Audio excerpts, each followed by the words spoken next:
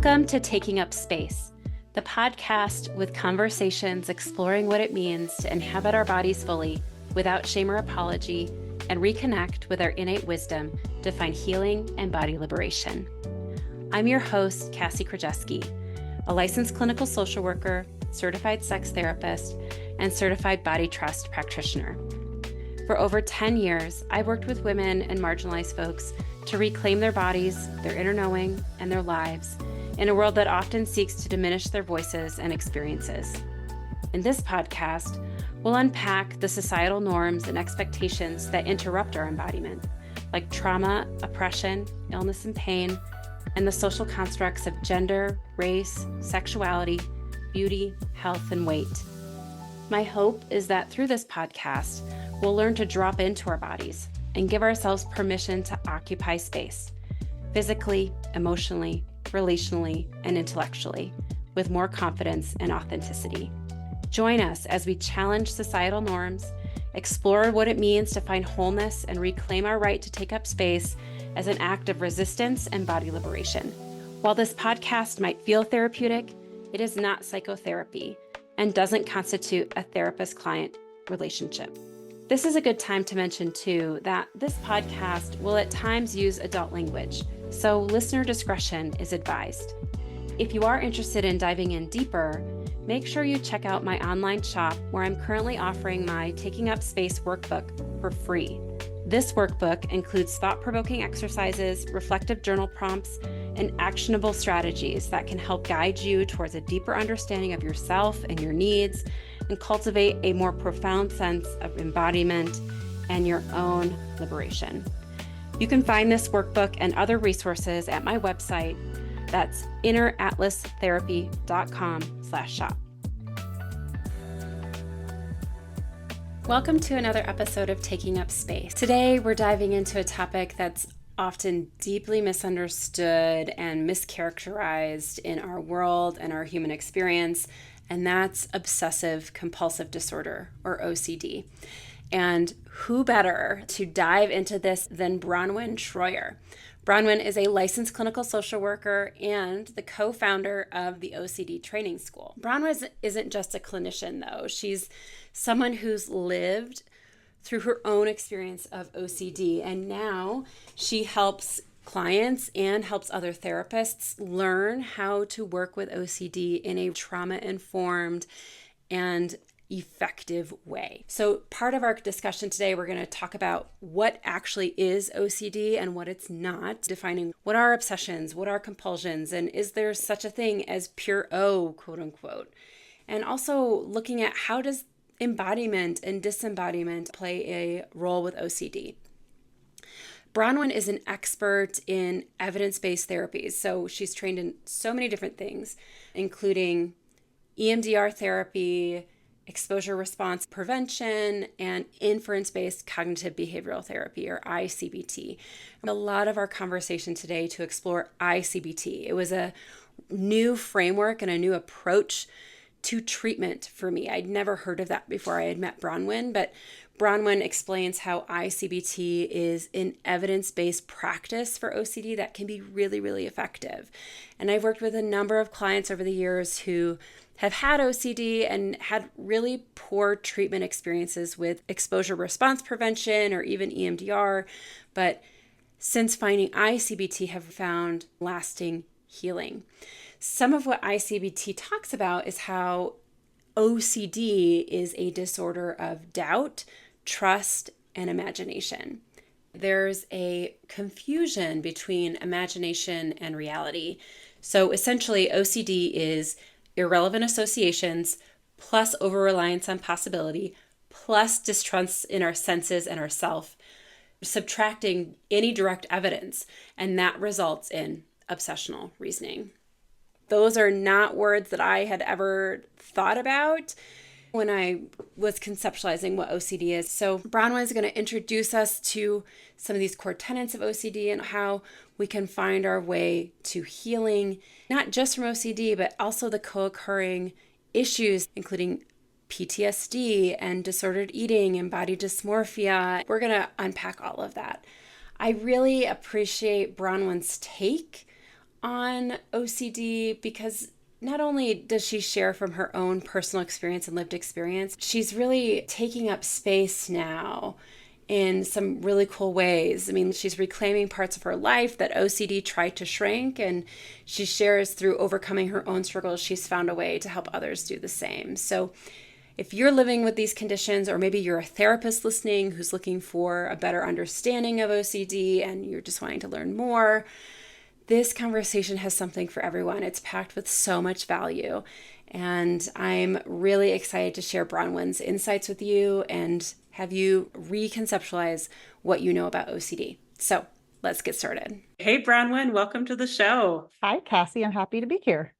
Thank you for being here. I'm super excited to chat with you. Maybe first we can start with you talking a bit about who you are, the work that you do. I am Bronwyn Shroyer. I'm a licensed clinical social worker in Indiana, and I have a private practice that focuses on OCD and PTSD, specifically the co-occurrence of those within a single client. And then I also am the co-founder of OCD Training School, where I do a ton of teaching and consultation, lots and lots of consultation. How does your own story fit into the work that you do? So when I was 15, my mom got sick and they thought she would have about 3 months to live. And that flipped something, understandably, within me because I adore my mother. And suddenly I was propelled into a world of OCD pretty much in the next week or so. It was a really tough time. It just exponentially got worse and worse over time. Luckily for me, my mom recognize that I was dealing with OCD right away. That's actually really uncommon. Most people who get diagnosed with Yeah, OCD do not get diagnosed for a very right. long time. But my mom's awesome. And so she saw it in me and got me into treatment right away. So Mm, I did different treatments along a treatment journey, and those treatments are all really wonderful, but they were not a good fit for me.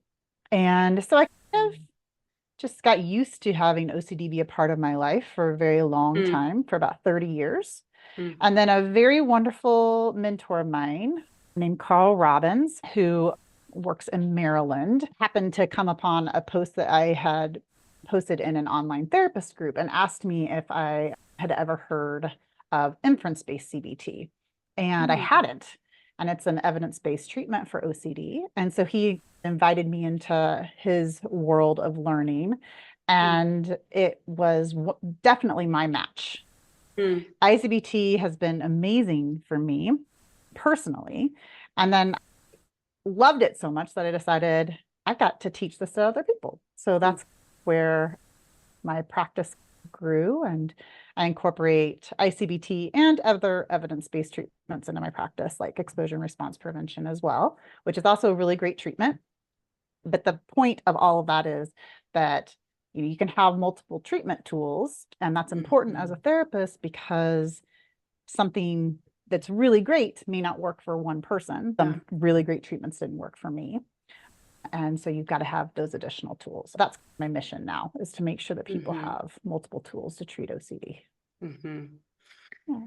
I am really interested to hear about the origin story of OCD for you, and thanks for sharing about that Sure. because there's like different ways that I think people can develop OCD, right? I hear as you share your story, it seemed like there was a traumatic stress that Yep. kind of pushed you into developing OCD symptoms. And I know that's not true for everyone. Some people can have OCD symptoms separate from any trauma, but how is that relevant? That seems like a really important piece as it comes to the treatment and recognition of OCD, things like that.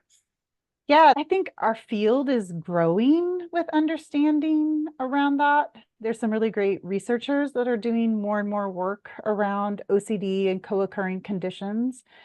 I closely follow the work on OCD and PTSD Mhm. from researchers like Dr. Caitlin Pinciati or Dr. Lauren Wadsworth.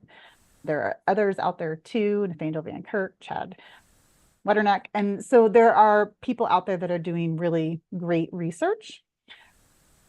So that onset piece, everybody is a little bit different, and we don't have a total understanding of why really any mental health condition completely forms.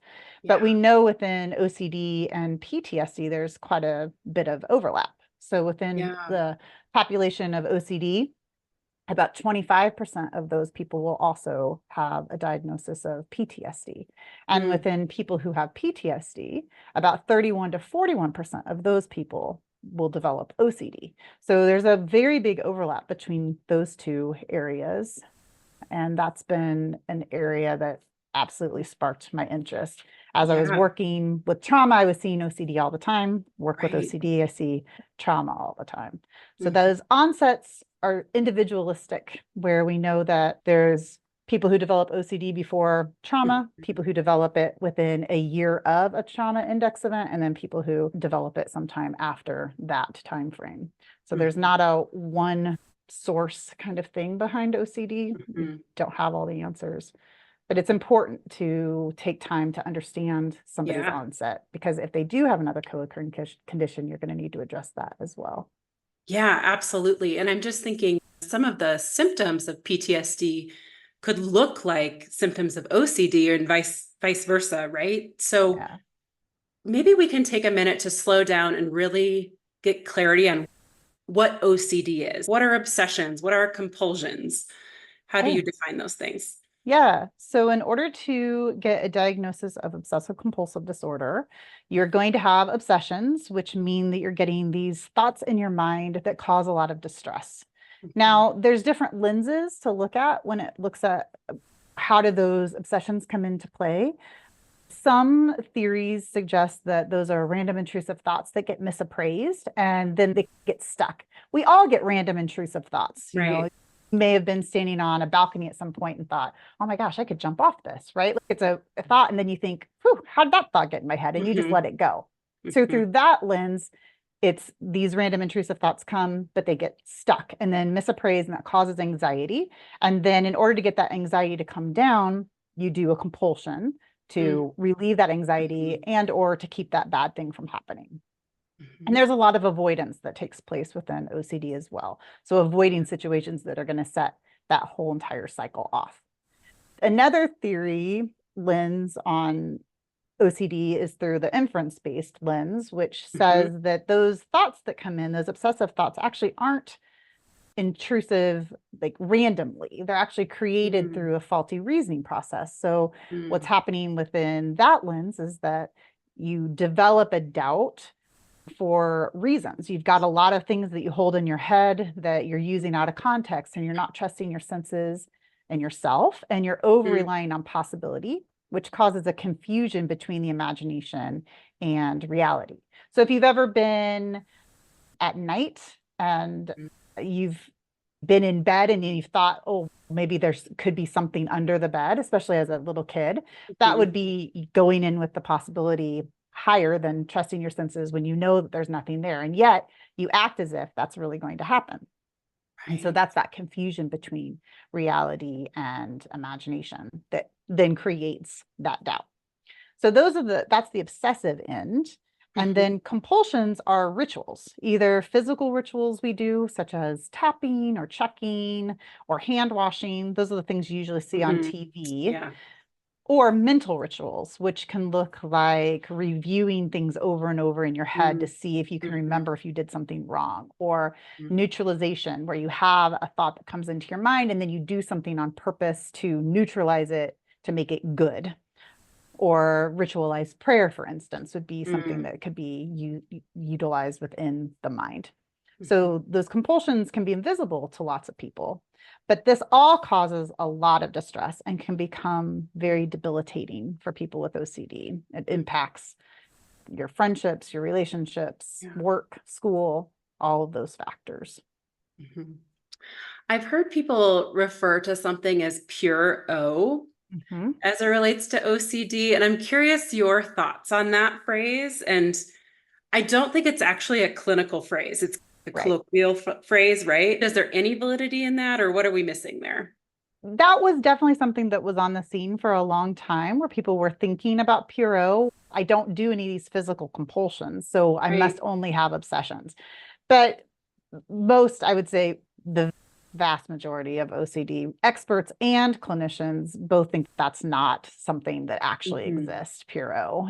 There is going to be a form of a compulsion. Most likely it's something within rumination or mental review, neutralization, any of those mental compulsions that I talked about. Those are going to be present. They just may not be aware that they're doing it, because rumination looks like you're just thinking, right? But it's still there. Yeah. Yeah.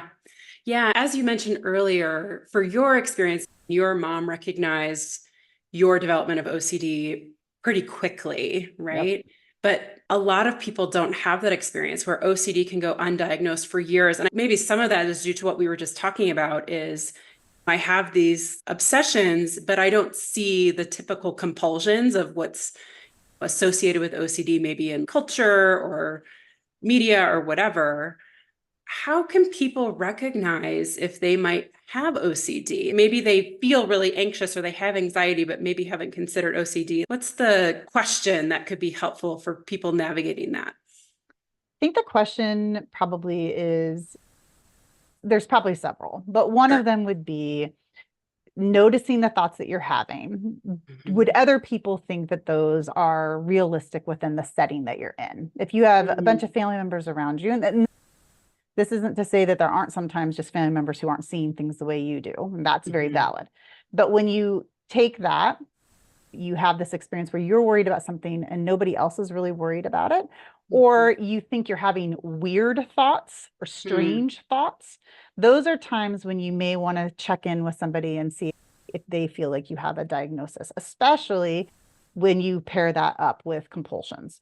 If you are ruminating about it a lot, if you're doing a ton of Google searches, if you are Mhm. constantly asking for reassurance seeking and people Mhm. are continuing to tell you, look, there's nothing to worry about here, you're okay. All of those things are starting to be clues that maybe there's something going on.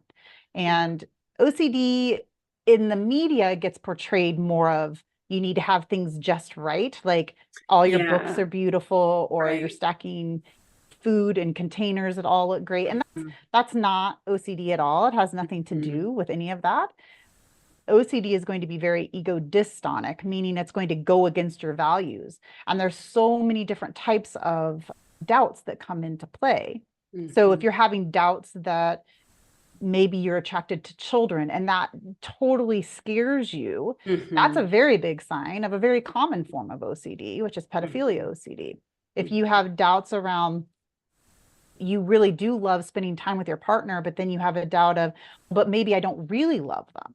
What would that mean for my Mhm. life? That's a sign of relationship OCD. Mhm. Contamination OCD would be, you don't want to touch things and you're hand washing all the time because you're so worried that things are contaminated with dangerous germs. There's Mhm. so many different subtypes, but really at the end of the day, it all comes down to you're getting tricked into believing a Mhm. situation is real when it's not. Mhm. And Mhm. there's really good treatments now to help people with that. I love that framing of it, the doubt and being tricked, and also having this sense of, I know this is a little bit off, or I know Yep. this can't be real, and yet I'm still stuck in this thinking or this thought cycle. Yeah. Yeah. Mm. It's really, Carl Robbins and Mike Hetty are both mentors of mine, and they like to do this exercise of, think of your scariest movie you've ever seen. You get pulled into it in a way that your body is reacting Mm. physiologically to that scary movie as if it's really happening to you. And so if you just looked at what's going on in that internal experience, you could say, this feels like reality to me Mm. based on that physiological response. And Mhm. that's actually what happens in a lot of people with OCD too. It feels like you're getting pulled into a nightmare that feels very real, even though it's not.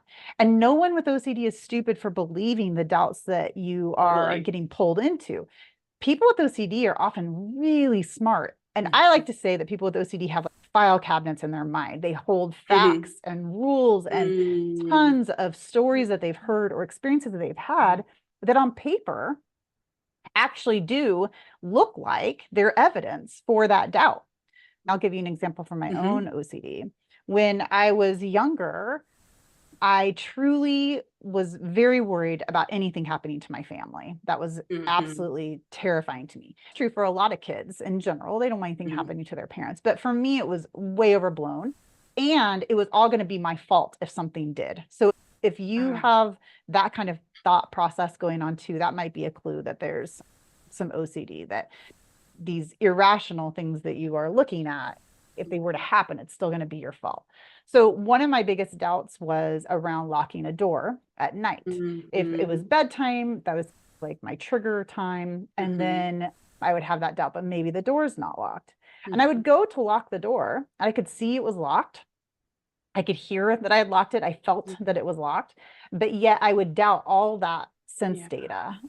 I didn't trust it at all. So that reasoning process that clicked on, which through an ICBT lens is called inferential confusion. When my brain started to engage in inferential confusion, I was getting tricked into believing that false narrative that I can't trust my senses in this moment to tell me what's actually happening. Maybe the inside of the lock fell into the door and it's not really locked. Maybe it just looks locked on the outside, but it's not really on the inside. And it would spin this terrible story for me. And if I didn't do the compulsion to recheck it, then I was basically choosing to be negligent of my family because I'm standing there right now with that horror story going in my mind. And when I'm doing that, my nervous system is clicking on. So it feels so real. Walking away feels very negligent. So you would get pulled into that story and then you want to stay. And it's a very compelling narrative that OCD gives you, but it doesn't equal reality. If I actually, like now, if I go to lock a door, I can see that it's locked, but I've restored trust in my senses now. So it's easy for me to walk away. I don't believe that story that OCD wants to turn on for me anymore. Yeah, I've heard you refer to OCD, like the gatekeepers of OCD are our senses. Our senses are how we make those inferences about the world. Yeah. So how does that all fit in to embodiment, disembodiment, and OCD along with our senses? Yeah. OCD has its own like type of dissociation that happens. So when we think of the word dissociation, we usually think of depersonalization or derealization that we'd see more in a trauma type response when our nervous system is getting overwhelmed. But within OCD, we're dealing with imaginal absorption, where we're really getting pulled into that story in such a way that it causes us to believe it because it feels so real to us. And what's happening there, I do like to think of the senses as gatekeepers. And I should say that all of this is based off of Dr. Frederick Ardema and Dr. Kieran O'Connor's work in inference-based therapy. So these are not my ideas. These belong to them. But a way to talk about the senses is as gatekeepers for possibility and whether or not it's relevant. So when we're in a situation and we are staying with our reality and we're trusting our senses in that moment and we're not getting pulled into that imaginal absorption, that inferential confusion piece, then we are allowing senses to tell us whether or not a possibility is relevant to the context that we're in. So an example I could give here that's a really simple one that actually comes from my buddy Mike Hetty is you walk into a room and you smell smoke. That smoke is there, right? So there's some sense data. And now that possibility that maybe your house is on fire becomes relevant to the context that you're in because you're basing it on that sense data. So you walk in and now that possibility is there.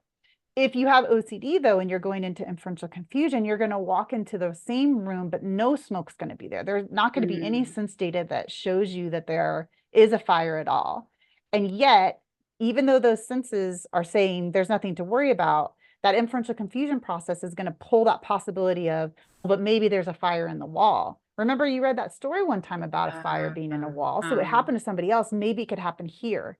And it's going to bypass the senses. It sneaks out the gate.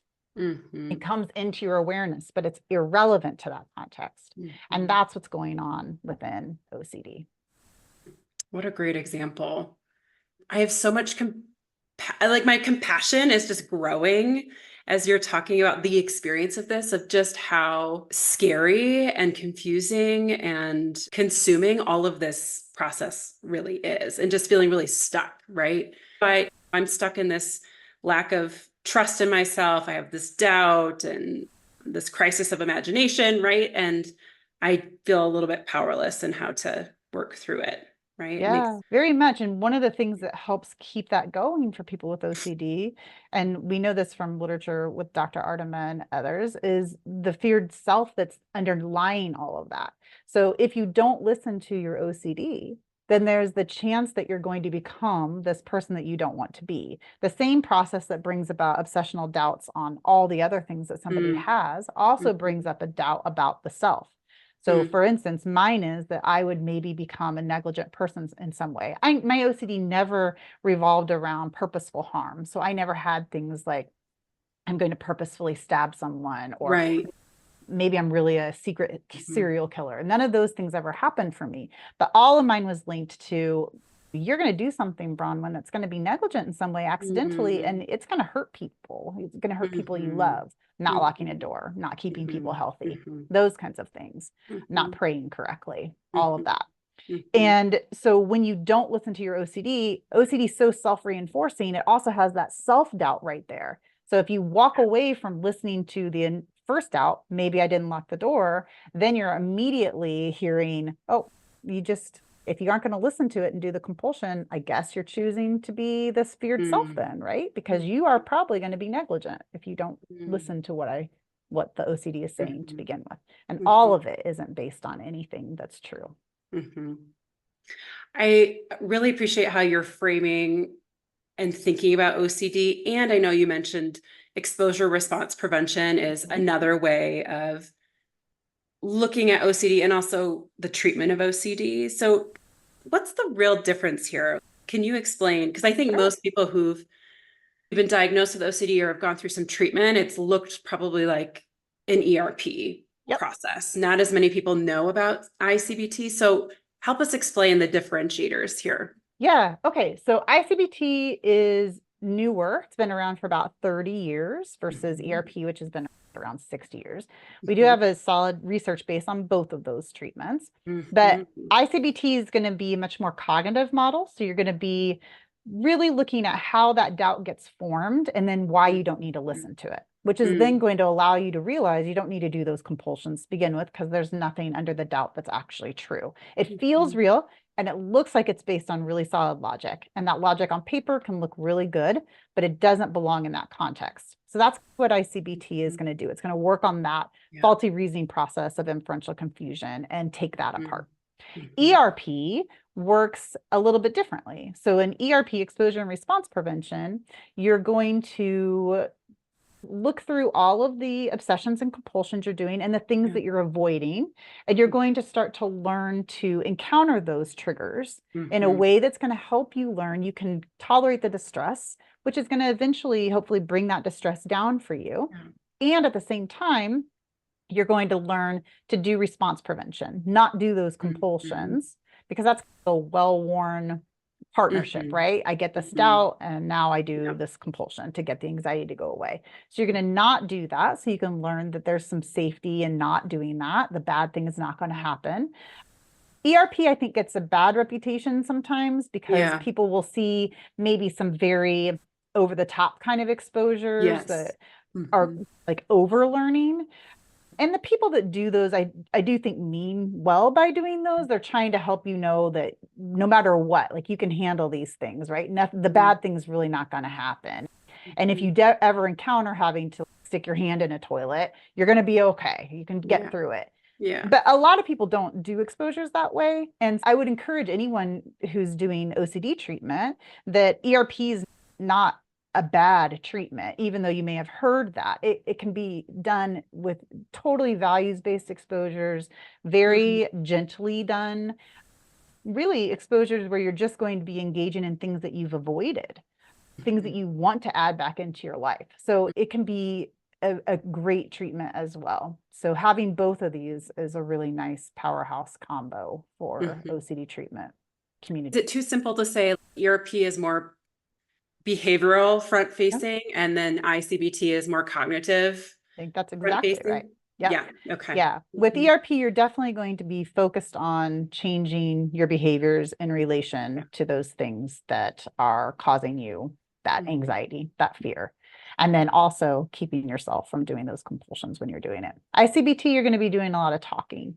ERP can get people well really quickly. And I think that that's why people like it as a modality, because it can work pretty quick when it's the right fit for that person. And neither one of these modalities is going to be the right fit for everyone across the board. We just don't have treatments anywhere that are the right fit across the board for everyone. Yeah, that's right. So I really encourage people to just check out treatments in different ways, because sometimes people really love doing behavioral work because they see results really quickly. And other times, I would say the difference, like if you're somebody who is, look, this has been torturing me for a very long time, and I can see that it's irrational, and I really just want to just challenge this and show myself that I don't have to worry about these things.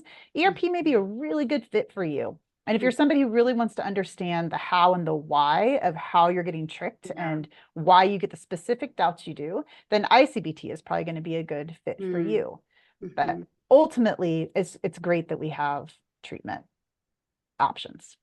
Yeah, to have both. And I appreciate you honoring the goodness that's in ERP. I just hear so many people who have been through an ERP process and have called it traumatic or made my symptoms so much worse. And so maybe that wasn't a great fit for them. And maybe there are other ways to engage in ERP that actually would be a better fit for them too. It sounds like there's a big spectrum of how that can look. Sure. Yeah, I think that you're right. I think there's a very big spectrum of how those exposures are constructed.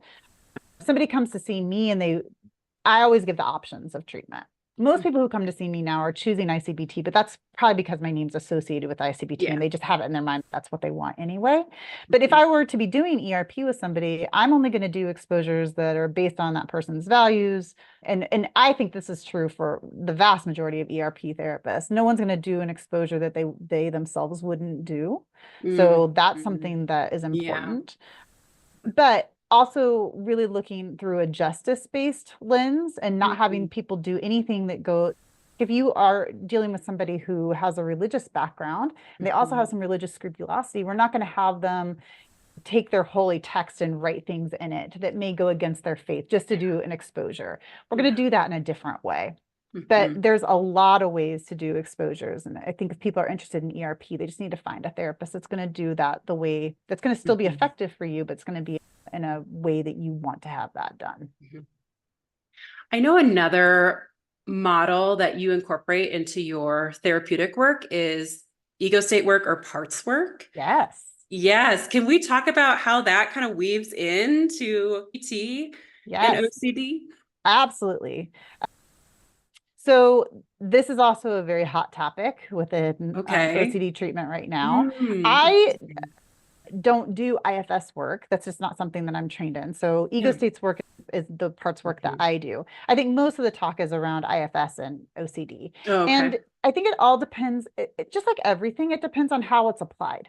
To me, within OCD, I don't look at OCD as a part of self. There's a part of you that feels like you need to listen to that messaging, right? I don't look at OCD as a true part. I also don't want people to think that feared self is real either. So that's not a part of self. There's a part of us that believes that maybe we could become that. And now let's understand why that part feels like it needs to understand that. What's happened in their life that feels maybe you are at risk of becoming this person you don't want to be? What are the experiences you've had? What are things you've heard about? What's making you afraid of that? And that's the part of self that I would want to be hearing about, right? Is all those parts that went through those experiences and what messages did they take away from that? But that's how I look at parts work within OCD. Yeah. And so the theme of the vulnerable self in OCD, map that for me in this context of parts work. We used to say vulnerable self theme. That's in the original materials within ICBT. Okay, that's what I saw somewhere. Yeah, exactly. Yeah. Now we've updated that more. The co-founder has updated that more to feared self, feared possible self. So it's not going to be somebody who you're really ever going to be, because there's no sense data in that moment to show you that you are going to be that person. So if I had a client in front of me that felt like they were going to be a dangerous person, that's who they worry about. So they're very careful. They don't ever want to have anything bad happen that would turn them into a dangerous person. In all of that, when we're looking through a parts work lens, that part of self doesn't exist, right? That feared self is not a real self. It's an illusion. It's just what we're getting tricked into believing we might become. So we want to actually look at the real self, which is a part of ICBT is looking at the real self. Who are you really? What do your everyday actions say about you? Mm, Do you actually engage in risky behaviors that are dangerous? mm, What have you mm, done today that has been dangerous? mhm. What have you actually done today that shows that you're a cautious person or a person who just is making good decisions? So we're going to look at all of those parts of self and help the person really form who they truly are up against this made up story that OCD wants to create. That's Mm. not really true. That's really helpful. I just learned a lot from that. Thank you. So we've talked a little bit about things that can co-occur with OCD. We've already talked a bit about PTSD, and a lot of what we talk about on this podcast are eating disorders and body image and body dysmorphia. And there can be an overlap here, or at least sometimes the way that people engage with the eating disorder or body checking or things can mimic some similar cycles like you might see in OCD. How you have noticed OCD impacting someone's relationship with their body. Maybe it is body dysmorphia or an eating disorder, but how have you seen those things co-occur? Yeah, those are all kind of cousin conditions to OCD. We see them quite frequently within OCD work, along with some others as well. Generalized anxiety can be there, depression can show up. But when you look at things like disordered eating or trauma or body dysmorphia, you can also see things like avoidance that's coming up or that intrusive nature of those thoughts about the Mm-hmm. self that come in. And you can see some ritualized behavior too, right? Checking the mirror 100 times to see what your body looks like, or ritualize things around eating patterns. So all of those things can really, they have some similar vibes to them. So there's going to probably be a lot more research oriented towards what are some potential shared mechanisms within OCD and disordered eating and body dysmorphia and PTSD and a whole bunch of other co-occurrences. Why does somebody get co-occurring this and not that? There's individual differences as well, but we do know that those things do co-occur and they share some symptomology. So is it a process that maybe is similar that's just showing up in a different way? Maybe that's true for some people. There is some initial research on inferential confusion, the inference-based mindset within BDD. And so that'll be interesting to see if that research can advance and become more wide. It's the same thing with hoarding disorder. We see a lot of overlap with that as well. Health anxiety. So it's interesting. I feel like we're at the cusp of bigger understandings, and that's going to be a really good thing for the mental health community. Yeah, I agree. There's a lot of similarities, and then I also noticed some clear distinctions. As you mentioned earlier, ego dystonic versus ego syntonic, right? For many more people that I've worked with eating disorders or body dysmorphia, it feels like this is true. There's not this reflection point or this moment of, oh, I know this is wild or I know this can't be true, but I'm doing it anyway. No, this feels very true to me. Yeah. That feels like a big primary difference. Would you have any others that you'd add? It depends on the insight level of a person with OCD. Sometimes people with OCD will say, this is completely irrational and I know it. Other times they'll, and even within the same person, you can have some doubts that show up where they're like, nah, this one, I know this is not something I should be listening to, and yet I buy into it anyway. Then on the other side of that, they may have some doubts where they are firmly planted. If you had asked me about my contamination doubts before I was in recovery, I would have told you, like, germs are on everything. I know they're on everything. Science says they're on everything. I just couldn't apply the knowledge of context to it. But I really believed those doubts. I was very firm in my understanding that this is true. So I think it's an individual difference on that insight level. But you're right. Like sometimes within OCD, we do see it as, I get it. This is, I don't know why I believe this. But that insight on the low end can feel very much like a belief more than a doubt. How does ICBT help people? You said there's a lot of talking. So can you break it down? Give us an example of what an ICBT session might look like for someone using this approach. So ICBT is built off of 12 modules currently. It will always, like all treatment modules or modalities, it's going to update and morph over time, I'm sure. But currently it's Mhm. 12 modules. And basically the beginning is teaching clients how their doubts are getting constructed. What is the logic and reasoning they're using that's going into those doubts? How is OCD able to get you to believe why? And so we're going to look through all of that material. And then you start to move into more of an intervention phase where we're looking at what is reasonable doubt versus what's obsessional doubt. Why don't we have to just rely on possibility? Why can't we just say it's possible? So then I should worry about it. Just like everyone listening to this probably doesn't sit around all day. And this is an example from Dr. Ardema worrying about meteors coming to their house, right? We don't usually sit around and think about that, but it's possible, right? So why doesn't that possibility matter in your everyday? You don't act on that possibility alone. You actually use other things to come up with your reasoning around when you would worry about a meteor coming.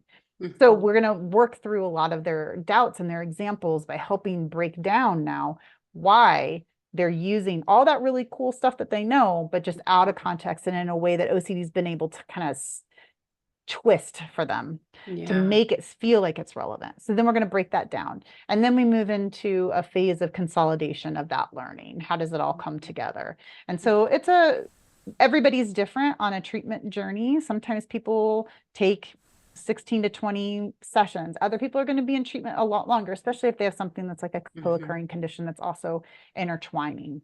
But that's a typical blueprint for how ICBT goes. And therapists do it in different ways. I use a lot of visuals in my work. So I make tons of slide decks and try to make it very visual because I am so visual. I teach better with visuals. So that is a helpful way for me. But other people just do it through talk or share docs and we're writing things out. So it's dependent on the therapist, but the overall theory stuff is all that's going to be the same, the content. If someone wanted to find an ICBT therapist, is there a database somewhere, or where would you recommend that someone track someone down that has this training? You can go to icbt.online, and then there is a tab at the top that says Find Treatment, I believe, and then there is a directory of therapists. That's not all the therapists in the world that do ICBT, but it's a good starter point. And if you reach out to them, they may know some other people in their states or provinces or countries. It's an international directory that are just not listed there. If their practices are full, they may be able to point you to somebody else.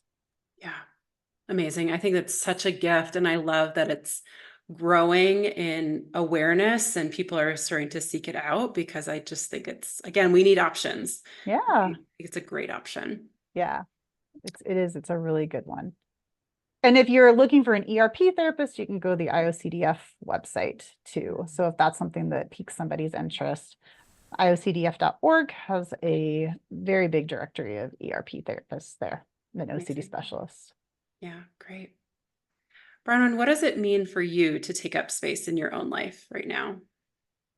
Ooh, that's such a good question. Truly, 30 years into OCD, I never thought I would get over that ever. And in fact, I never wanted to be an OCD specialist ever. I did not want to have OCD be a part of my life professionally if I had to deal with it personally. But I just kept seeing so many people and my heart was just breaking that there wasn't enough treatment. There's the specialist field within OCD isn't very big. And so we needed more people to treat OCD and help my fellow sufferers get better. And so I was like, I can't sit here and watch these people suffer. So I went ahead and became a specialist and did more training.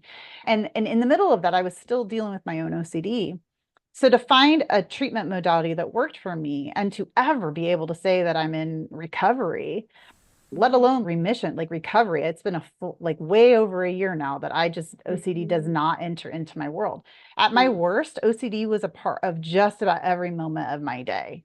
So I was not somebody with a mild case of OCD. It was very consuming. I never thought I could get better. So being who I am now with this level of wellness, I never thought I would even get anywhere close to this. So now I don't know. It's not that I don't get obsessional doubts from time to time. They still pop up, but it's seriously a microsecond that I'm able to just Wow. be able to dismiss it. And to every single time it happens now, I just laugh because that used to be 2 hours spent on that doubt. Mm, And so being where I am now is pretty fun, especially professionally, getting to try yeah. to help other people get better. And we've fought so much just to have clients and consumers who are dealing with OCD even understand that ERP was out there. And now being able to add Yeah. in an extra message Yeah. of, and there's other things. And ACT can be a really great component to ERP too, Hmm. or and help people in a lot of ways as well. Hmm. So we've got all these options. It's fun. It's fun to be where I am these days and getting to Yeah. teach and consult and help people. It's a pretty big blessing. Yeah. You're doing incredible work, truly, and your impact and your reach is getting bigger and bigger, which I think is a beautiful way that you're taking up space too. It's been fun to see you grow. I would like to say too, for those of you listening to this that have a history of PTSD and trauma as well, that was certainly me too. And that's been my major personal goal, is to get as many trauma therapists to also embrace Mhm. OCD and want to treat it, Yeah. because I know they're going to see it and Yes. be really good at doing it, because I want to have more and more specialty therapists that are OCD and PTSD. And then same thing, taking OCD therapists and really helping them understand where trauma and PTSD can come into play, and really wanting to learn evidence-based treatments around that modality to add to their practice. So don't give up hope, because Mhm. hopefully there'll be more and more of those therapists over time. There's not a week that goes by that I don't hear somebody say, I need to go get trained in this. And so there's more coming. The army is growing. So don't give up hope if you're dealing with both. I know it can feel like I'm too complicated, nobody can help me. And just know there's a lot of people out here that really do want to. Yeah. Getting ICBT trained is actually next on my list, as I was saying to Bronwyn before we hit record. I'm signing up, I'm doing it. It's very compelling to me.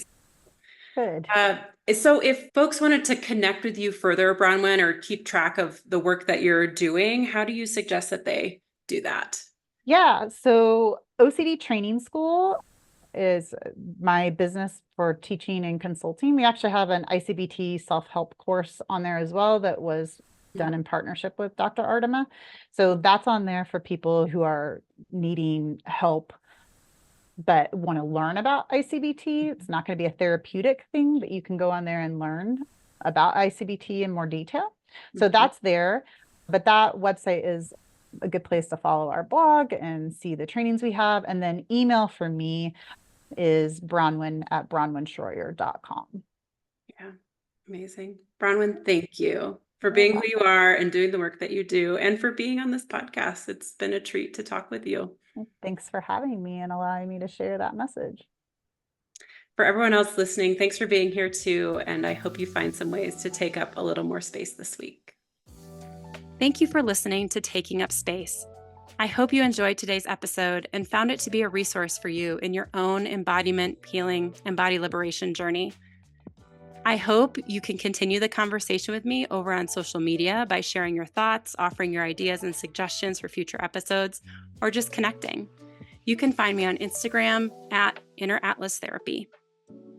If you liked this episode and want to support the show, please subscribe, rate, and review the show in your preferred podcast platform. And share this episode with a friend. This ensures that more people can find the pod and will amplify our message of body liberation for all. If you haven't checked it out yet, I have a free Taking Up Space workbook available. This workbook will have you engage in self-reflection and embodied practices as you navigate your own journey of taking up space. You can find this free resource on my website, inneratlastherapy.com. I'll also link in the show notes some additional resources I've developed in my online shop to help you deepen into your own embodiment, healing, and body liberation work. Thanks again for being here. And until next time, I hope you join me in the resistance and find some ways to take up space this week. I'll see you next time.